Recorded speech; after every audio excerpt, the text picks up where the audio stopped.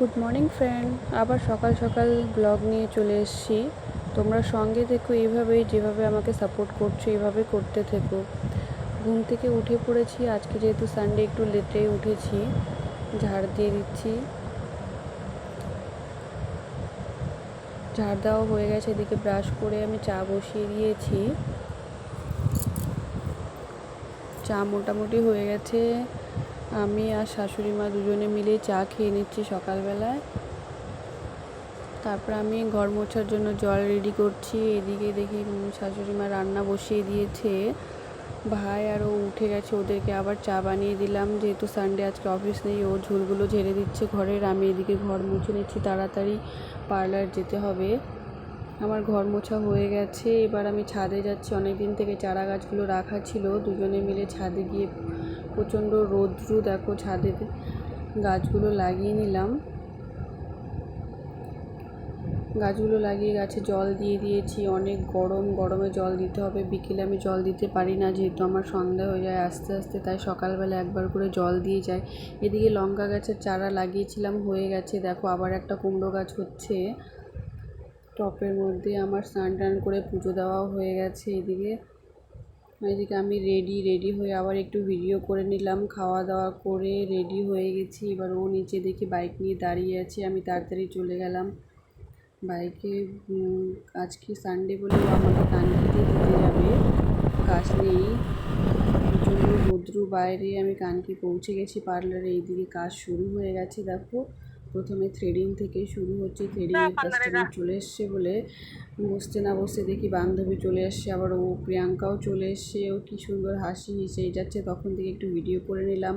Sunday একটু কাজ কম, তাই আমি মেহেন্দি পড়াচ্ছি। দেখো মেহেন্দি ডিজাইনটা কেমন হয়েছে। তোমরা যদি কোনো স্পেশাল ডেতে মেহেন্দি পড়তে চাও, আমার সাথে কন্ট্যাক্ট করতে পারো। আমি যে কোনো ধরনের মেহেন্দি তোমাদের পরিয়ে দিতে পারবো।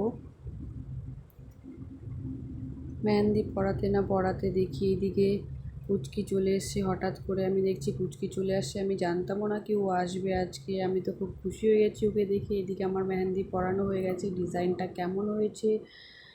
কাস্টমার চলে এসছে আবার থ্রেডিংয়ের। দুজনেই আমরা ফটাফট থ্রেডিং করিয়ে নিচ্ছি, একের পরে এক কাস্টমার এসে যাচ্ছে। এদিকে 3:30 হয়ে গেছে বিকেল প্রায়। তারপরে আমাদের খিদেও পেয়ে গেছে। ফটাফট সবাই মিলে একসঙ্গে বসে সবার টিফিন খেলাম। খুবই টেস্টি ছিল সবার রান্নাগুলো। পুচকিকে বুনু খাইয়ে দিল। পুচকির অনেক দিনের ইচ্ছে ছিল হেয়ার স্পা করাবে, তাই আজকে একটু কাস্টমার কম বলে বুনু ওকে হেয়ার স্পা করিয়ে দিল। ও তো খুব খুশি হেয়ার স্পা করে। আবার কাস্টমার চলে এসছে, বুনু থ্রেডিং করাচ্ছে। এদিকে বসে বসে আমরা একটু আবার টাইম পাস করে নিচ্ছি। কোনো কাজটা ছিল না, পুচকি ভিডিও করছে।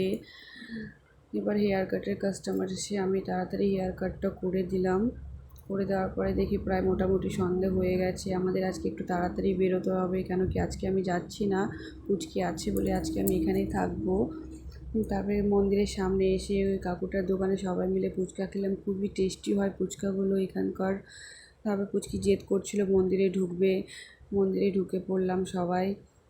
অনেক দিন মন্দিরে আসাও হয় না। ক্যান্টিনে ঢুকে পড়লাম। পুচকি বলছে আমি পাপড়ি চাট খাবো। এখানকার পাপড়ি চাটটা ভীষণই টেস্টি হয়। আমরা যেই কয়বারই আসি পাপড়ি চাট অবশ্যই খাই। আমাদের এদিকে অর্ডার দেওয়া হয়ে গেছে, পাপড়ি চাট চলে এসে দেখতেই পাচ্ছ। পাপড়ি চাটটা দেখতে খুবই টেস্টি আর খেতেও টেস্টি। তোমরাও যদি খেতে চাও এখানে চলে।